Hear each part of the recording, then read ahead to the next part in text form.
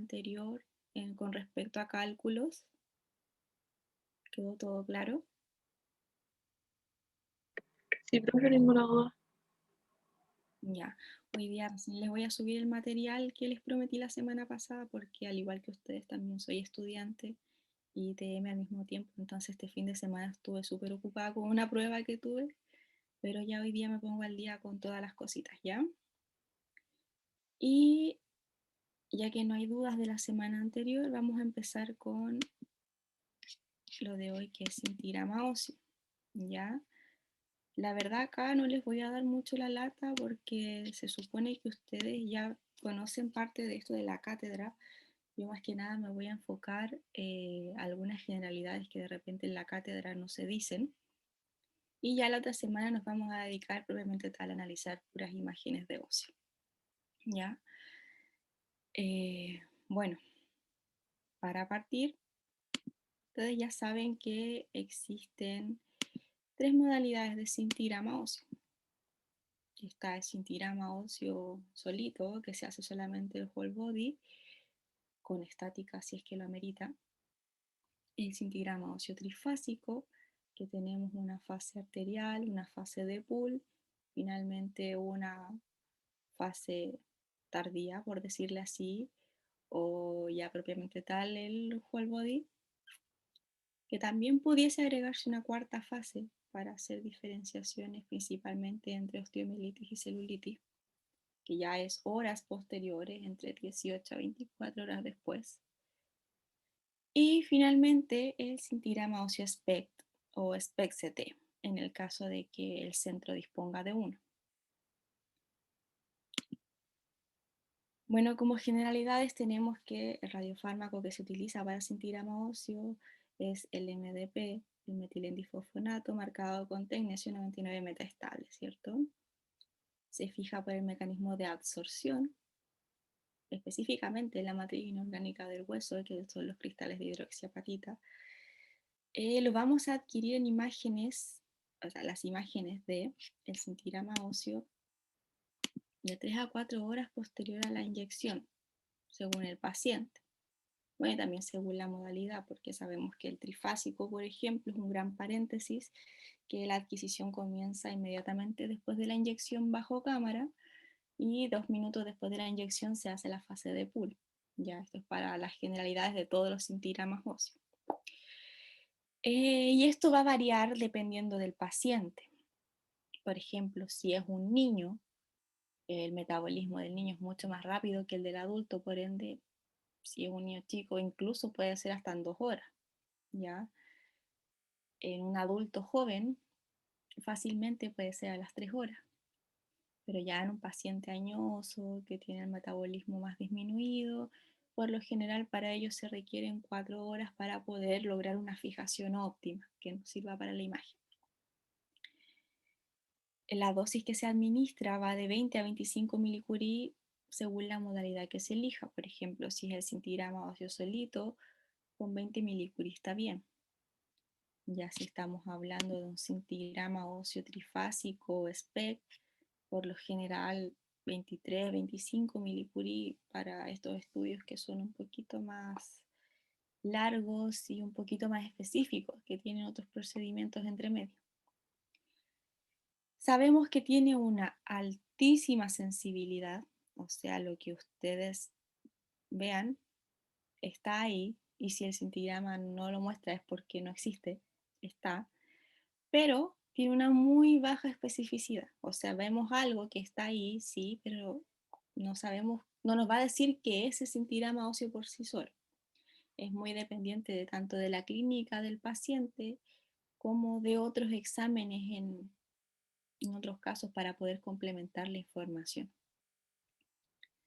¿Ya? Y vamos a tener que tenemos lesiones de tipo osteoblásticas y osteolísticas, ¿ya? Más las de tejido blando que también, por supuesto, cuentan en el caso de haber, que también van a captar. Ahora cuando hablamos de sintirama óseo solito, tenemos estos pasos. Nosotros inyectamos el radiofármaco, se espera el lapso de hora para que pueda captar propiamente tal. Una vez que pasan estas 3 o 4 horas, o 2 incluso, procedemos a adquirir las imágenes del wall body y estáticas en caso de requerirlas, ¿ya? Y acá como un dato extra, tenemos que el cintigrama óseo está incluido en el programa GES. ¿Para qué? Para poder estadificar el cáncer de próstata y cáncer de mama. ¿Por qué estos dos tipos de cáncer? Porque son los que primeramente metastizan a hueso. Ya es una metástasis predictiva de estos dos. Entonces esto nos va a dar un pequeño panorama de cómo es la situación y cómo se va a proceder, qué tipo de tratamiento se le va a dar a ese paciente. Acá tenemos un ejemplo de cómo se ven los cintigramas óseos normales de un adulto. Ahí, por ejemplo, miren, se puede ver el sitio de punción. Y acá al lado tenemos el de un niño. Si se dan cuenta, en el niño tiene zonas muy hipercaptantes, a diferencia del adulto. Estas zonas corresponden a los núcleos de osificación. ¿Ya? Así nosotros podemos discriminar que se trata de un niño. Y por supuesto evaluar que esto sea simétrico, porque por mucho que los niños se presenten estas hipercaptaciones en las zonas donde hay núcleos de osificación, si un lado se ve más captante que el contralateral, eso ya estamos en presencia de algo patológico. ¿Ya? Y acá tenemos una imagen de un cintigrama óseo también, donde acá podemos ver una hipercaptación, ¿cierto? A nivel de la calota. Esto corresponde a un meningioma intraóseo. Y como acá vemos una lesión aislada, lo correcto es tomarle también una estática. En este caso se tomó solamente de lateral, pero perfectamente pueden tomar un estático frontal y un lateral, ¿ya? Ese tipo de decisiones va a depender principalmente del centro en el que estén.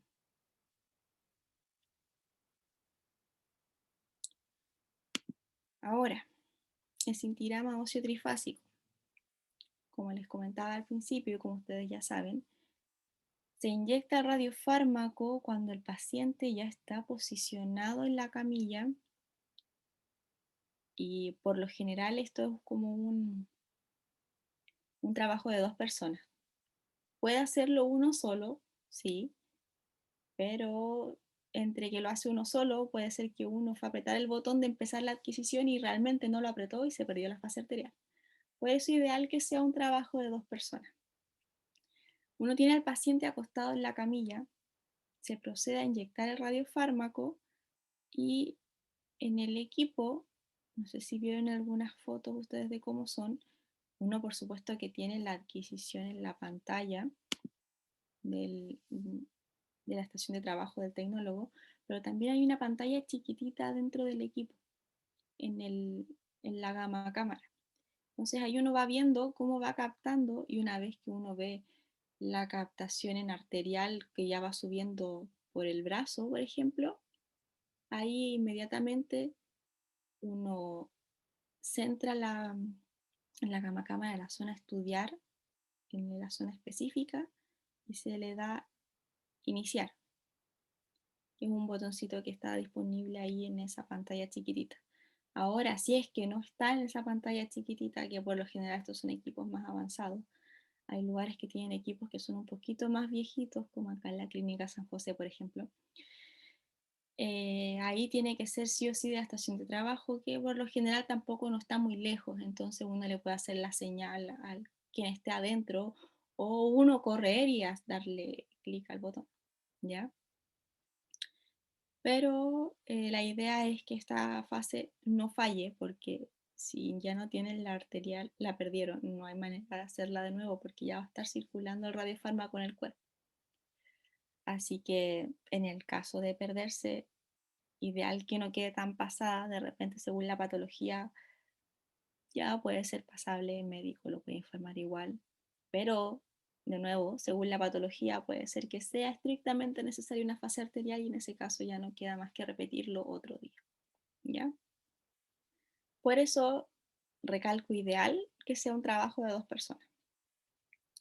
Entonces, una vez que se adquiere la fase arterial, tienen que pasar 2 minutos desde que uno inyectó el radiofármaco para adquirir la fase de pool.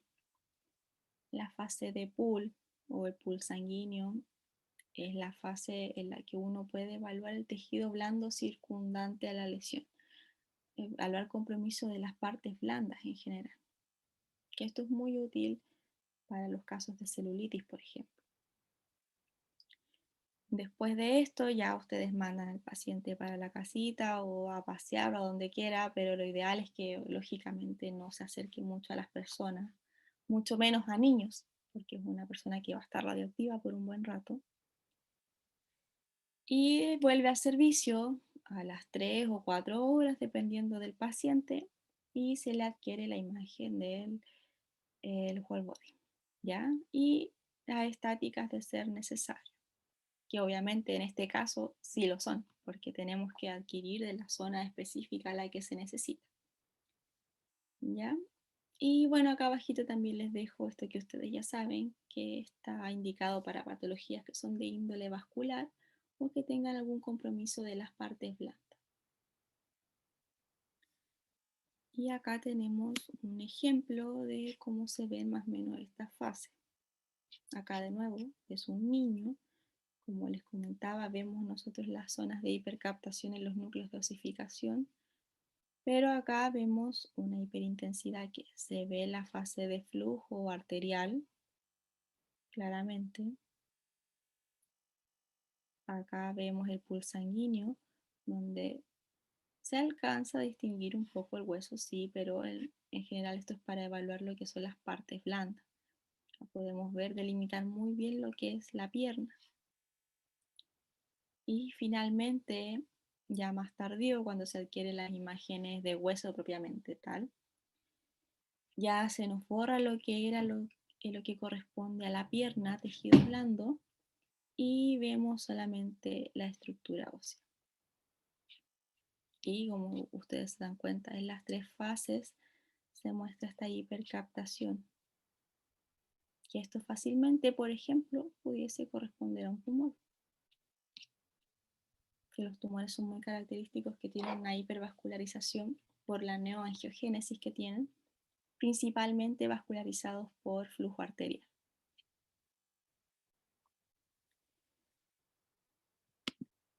Ahora, cintigrama óseo SPECT o SPECT-CT. Ustedes hacen el procedimiento igual que como lo harían con un cintigrama óseo normal, solo que después de adquirir el whole body, uno empieza con la adquisición SPECT. ¿Qué es la adquisición SPECT?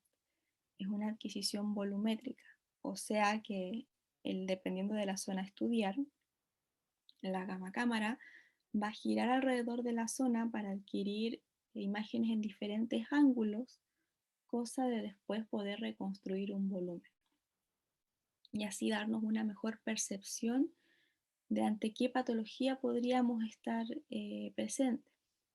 Y muchas veces que nosotros vemos una captación, por ejemplo, donde cobraba mayor utilidad anteriormente en la columna, en el caso de que ustedes ven una hipercaptación en la columna, que no sea sospechosa de malignidad, por ejemplo, que sea de un proceso degenerativo, uno piensa ya, y esto es artrosis o de repente síndrome facetario, ¿qué puede ser? Porque solamente vemos un punto hipercaptante ahí en la columna y sería. En cambio, con el SPECT, al tener visión de diferentes ángulos, uno puede delimitar mejor la zona donde está la hipercaptación. Y bueno, en la mayoría de los centros hoy en día se cuenta con equipos que tienen acoplado la parte del escáner. Entonces, en estos equipos de lleno se hace al tiro SPECT-CT, no se hace SPECT solito, ¿ya? El SPECT solo es más que nada para equipos que son antiguos, que no tienen la posibilidad de realizar adquisiciones CT. Y en el caso de que se ocupe esta tecnología de SPECT-CT, primero sí o sí va al whole body, después se hace la adquisición SPECT, que es la volumétrica, y finalmente se hace la adquisición en CT, que por lo general la utilidad del escáner en medicina nuclear sí nos va a dar una correlación anatómica de lo que estamos viendo, mucho más precisa que solamente SPECT. Y la utilidad que cumple es para la corrección de la atenuación, en el fondo, o sea, ver en qué zona anatómica uno está viendo la hipercaptación. Entonces, los límites dados para la adquisición del escáner son exactamente los mismos límites que tiene la adquisición SPECT, ¿ya? Y eso, el límite de la adquisición SPECT está dado por el ancho que tiene la gamma cámara, ¿ya? No es como en escáner propiamente tal, cuando ustedes van a tomar, por ejemplo, un tobillo, que hacen un FOV acotado al tobillo, o con el grosor de corte para evaluar tobillo y las diferentes ventanas que se usan, no. Acá no es así. Acá solamente sirve para uno poder tomar una adquisición de escáner para poder fusionarla posteriormente con la imagen del SPECT y así obtener una imagen más precisa anatómicamente de dónde está la lesión, ¿ya? Que esto se vería algo así. Acá, por ejemplo, está preseteado el escáner, en este caso, para la ventana ósea al tiro. No adquirimos otra ventana en estos casos, ya acá es un tobillo. Y como ven en los axiales se hace la adquisición bilateral, o sea, tomamos en cuenta ambos tobillos. Acá en el tobillo, en el escáner, se puede ver, comparando acá abajo sobre todo, que hay una diferencia de densidades de uno con respecto al otro, ¿ya? Y en este tobillo que vendría siendo, en este caso, el tobillo derecho, podemos ver que hay una hipercaptación en la zona de SPECT, que si nosotros unimos estas dos imágenes nos entrega esto, comparando siempre uno con el otro. Ya acá se observa una hipercaptación. Ya estas son imágenes reales por si acaso que las escaneé yo de algunos exámenes que me quedé en su momento de cuando era interna y quedaron mal impresos porque en este caso, por ejemplo, le faltó el nombre, entonces yo me los quedaba, por si acaso, que ahora sirven, por ejemplo. Entonces, para esto sirve esta técnica, que nos permite correlacionar bien la captación con la anatomía. Por ejemplo, acá podemos discriminar bien que compromete tanto el astrágalo como la superficie acá de la tibia. ¿Ya? Y acá un caso contrario, si se dan cuenta, esto corresponde a un niño. Podemos ver en la imagen del escáner una cabeza femoral bien definida versus una cabeza femoral que está deteriorada. Acá en los sagitales tenemos por separada las cabezas femorales, ¿cierto? Acá tenemos la misma que estaba deteriorada, la cabeza femoral, versus una que está completa. En las imágenes SPECT vemos una que tiene una hipercaptación normal versus una que tiene una hipercaptación disminuida. Acá el problema no es la hipercaptación, al contrario de la imagen anterior. Acá el problema viene a ser la hipocaptación, que si juntamos estas dos imágenes, acá nos obtenemos la imagen SPECT-CT, este foco que se ve como hipercaptante de principio, que si uno se queda solamente con el SPECT, la verdad es que no es hipercaptante porque no está de foco, en este caso de esta escala de color, no está amarillo blanco, está morado, eso quiere decir normal. El problema es que la contralateral está disminuida, que para esto también nos sirve el SPECT, porque podemos correlacionar que sí, efectivamente, una está normal, la otra está disminuida. Y en este caso correspondía a una necrosis de la cabeza femoral y correlacionando que es un niño, un PERTES, ¿ya? Y bueno, considerando todos los avances modernos que hay con las técnicas imaginológicas, la verdad es que la medicina nuclear se ha sido un poquito desplazada por el desarrollo del escáner, la resonancia y el ultrasonido, que también nos sirve para evaluar tanto la estructura ósea como la estructura de partes blandas. Y debido a que estas técnicas poseen una mayor especificidad en cuanto al tema del diagnóstico, se prefiere por la mayoría de los tratantes, sobre todo los tratantes nuevos, ¿ya?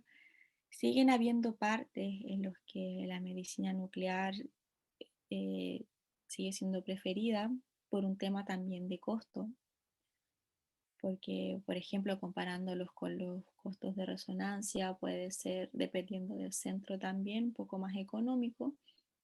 Y si el tratante igual tiene la formación en eso, que sobre todo los más antiguos, eh, tienden a seguir eligiendo lo que viene a ser la medicina nuclear, ¿ya? Pero como les digo, en lo que es la actualidad, la gran mayoría se prefieren otras técnicas imaginológicas para los diagnósticos, principalmente de lesiones específicas puntuales, ¿ya? Pero donde sigue cobrando mucha relevancia la medicina nuclear es en la parte oncológica. Como les mostré al principio, está incluido en el programa GES para estadificar los cánceres de mama y de próstata, ¿ya? Entonces, bajo el contexto de un diagnóstico conocido, si nosotros analizamos un cintigrama óseo, que lo vemos con lesiones osteoblásticas o osteolíticas incluso, tenemos de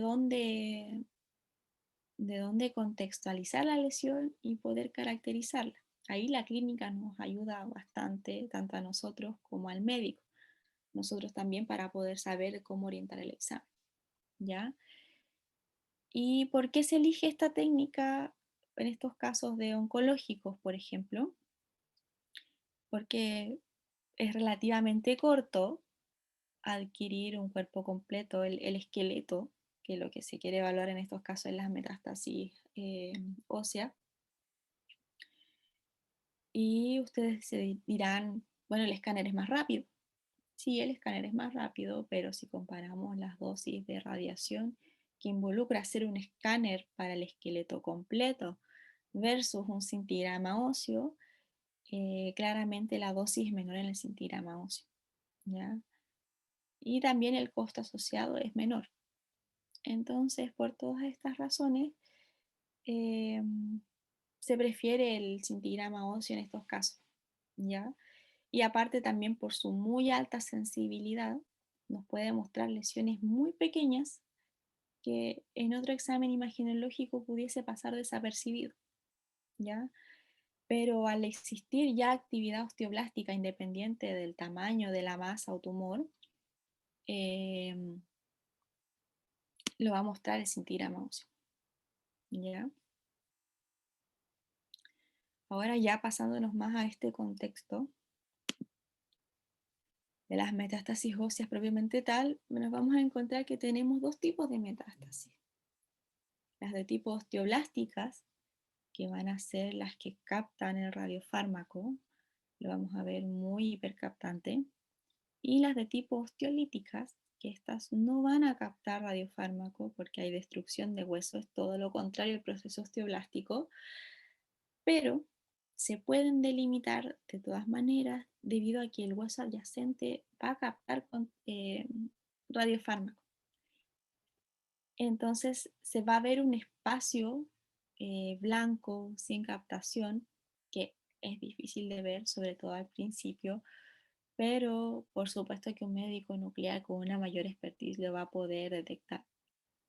Aparte también es muy importante en estos casos decir qué tipo de cáncer es el que tiene el paciente, porque dependiendo del primario se saben que hay primarios que dan metástasis osteoblásticas y primarios que tienden a dar metástasis osteolítica, ¿ya? Entonces, nuevamente, se le hace mucho énfasis a lo que es la clínica del paciente, que necesitan sí o sí tratar de recopilar toda la información posible, sobre todo en este tipo de exámenes que tienen baja especificidad, ¿ya?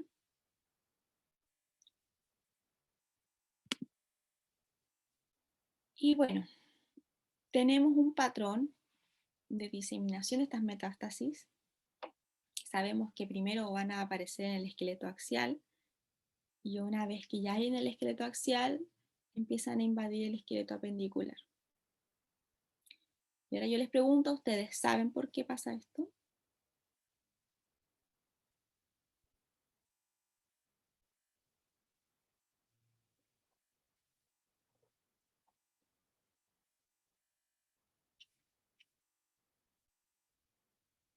¿Alguien se la juega y sabe por qué primero el axial y después el apendicular?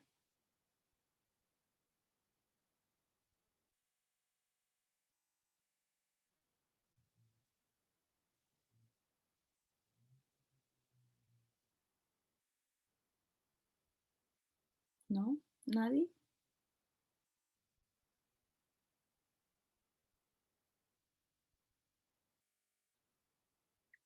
Ni siquiera una mínima idea de por qué puede ser así. Porque en el esqueleto axial están los grandes vasos, es más probable que se disemine por ahí la metástasis, que llegue a Sí, otras estructuras. sí, va por ahí la respuesta.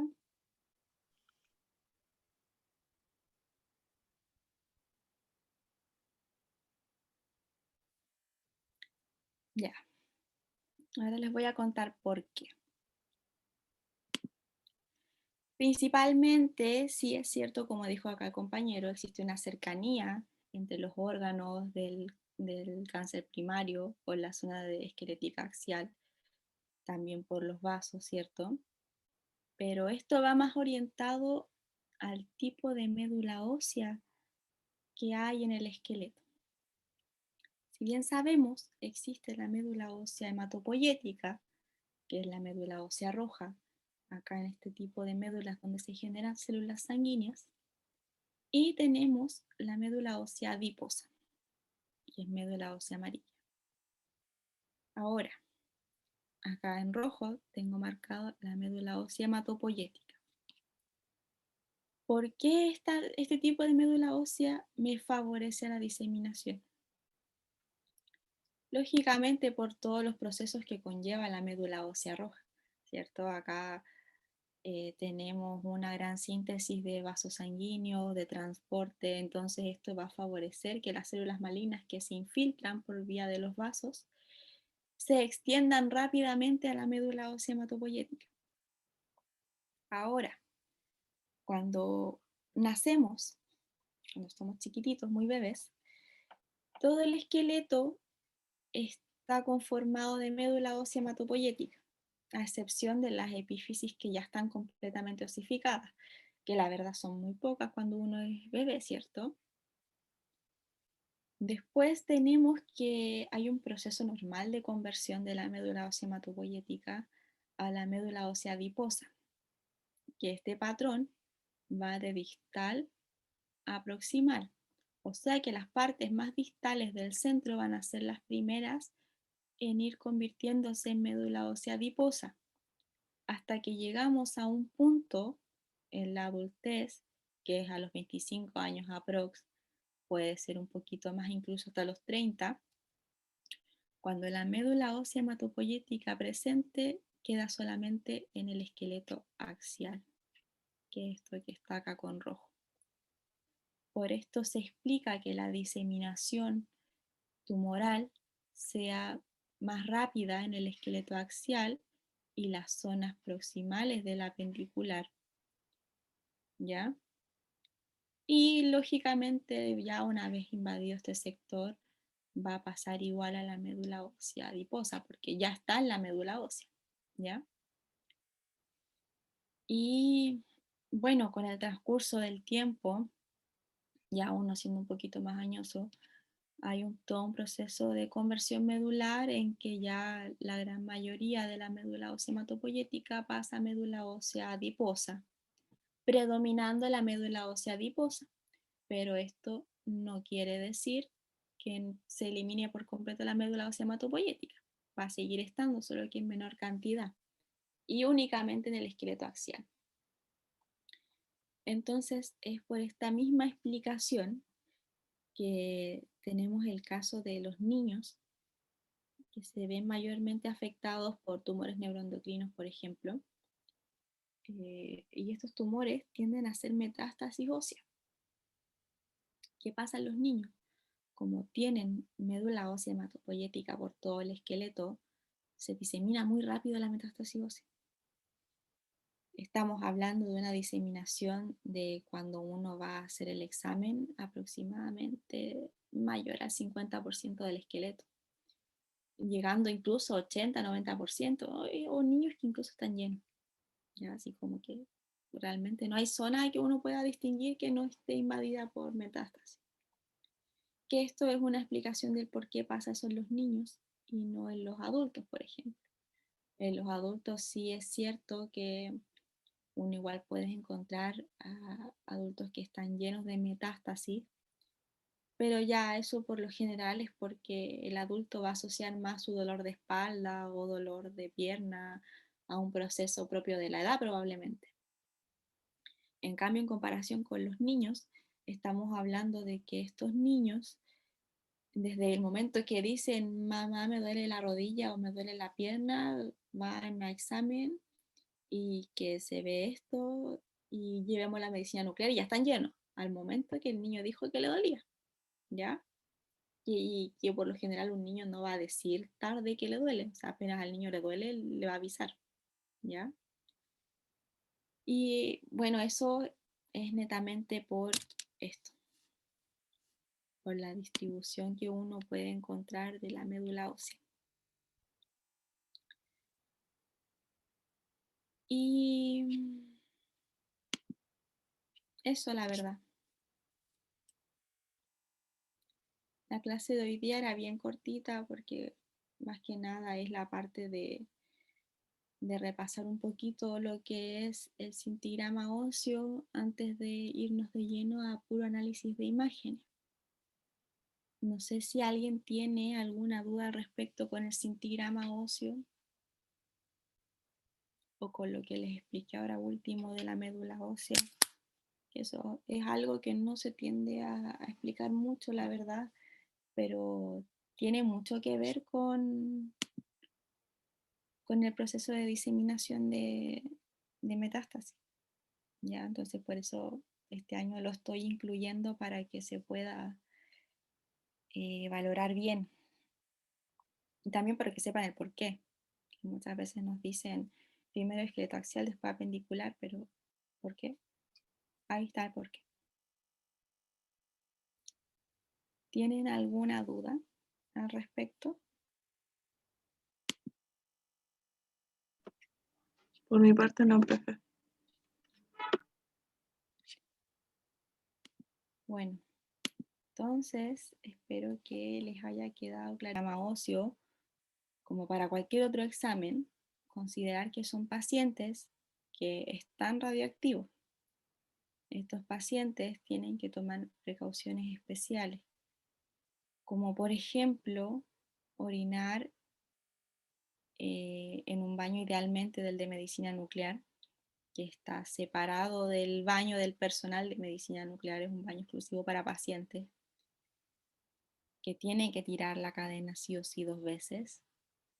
Y en el caso de que, por ejemplo, este paciente se vaya a su casa o vaya donde vaya, porque por lo general no suelen quedarse en el servicio de medicina nuclear cuando tienen que esperar 3-4 horas. En el caso de que se van, tienen que sí o sí evitar el contacto con la gente, por lo menos estar a una distancia de 1 metro, 1,5 metros, así como ahora que practicamos el distanciamiento social. Y sobre todo, muy especialmente con niños, ¿ya? Porque los niños son más radiosensibles que un adulto, entonces En el caso de niños, ahí sí que idealmente no estar en contacto con ellos, ¿ya? Y por supuesto que tampoco ese paciente va a poder ir a pasearse como quiera a cualquier lugar, porque es estar irradiando a todo el mundo. Entonces decirle, ya sí, usted se puede retirar porque tampoco lo pueden retener en el servicio, pero con las medidas de precaución que corresponden, o sea, siempre mantener la distancia con las otras personas y tratar de no pasearse por todos lados, o sea, ideal que sean poquitos sectores, mucho mejor si se va a su casa y después vuelve, ¿ya? Pero eso, harto cuidado porque es gente radiactiva. Y recordemos que recién a las 6 horas de administrar la dosis va a decaer a la mitad. Ya tampoco es que decaiga por completo la actividad, que si bien es cierto, al decaer a la mitad no es tanta, pero ustedes saben desde radiobiología o incluso desde antes que el tema de la radiación es netamente un tema de probabilidades. Que aumente la dosis, aumenta la probabilidad, pero la probabilidad nunca es cero. Así que no va a faltar probablemente el yeta que con un poquito igual tenga alguna mutación, ¿ya? Así que eso, harto ojo con los pacientes radioactivos. Y parece que iPad se quedó dormido o dormido porque la otra semana ya nos vamos a dedicar netamente a evaluar lo que son las imágenes y ya la otra semana daríamos por cerrado lo que es cintigrama óseo, ¿ya? Y no te preocupes, si a mí la verdad no me interesa si tienen puesto su nombre o no, pero después que me digan para poder yo considerar la asistencia, ¿ya? Y eso pues chicos, cuídense, nos vemos. Ya otra semana va a ser un poquito más largo porque como les digo va a ser netamente análisis. Profe, una consulta. Au. ¿Ya tiene fecha para la evaluación del laboratorio de medicina nuclear? No, la verdad es que no, porque por lo general todos los años son 2 prácticos, no son 3 como en las otras asignaturas. El primer práctico suele ser de puro cálculo y el segundo práctico de imágenes y de todas las imágenes, dígase óseo, renal, tiroide, cerebro, todo, ¿ya? Entonces, la verdad, todavía no sabemos cómo va a estar configurado este año el tema del práctico. Pero aún no tiene ninguna fecha estipulada por el momento. No, la profe Jimena tampoco les ha dicho nada a ustedes en cátedra. No, No, hoy sí, día más que nada no habló sobre la prueba nomás. sí, lo que pasa es que es por eso, porque los prácticos, a diferencia de los demás asignaturas, suelen ser 2, no 3. Ah, ya. Entonces yo creo que igual todavía falta un poquito para el primer práctico. Así que Ya, apenas tenga igual una fecha estimada, se las voy a comunicar, ¿ya? ya, profe, gracias. Ya. Ahora sí. Eso chicos, cuídense. Nos estamos viendo la otra semana, ¿ya? Chaito. Chao, profe.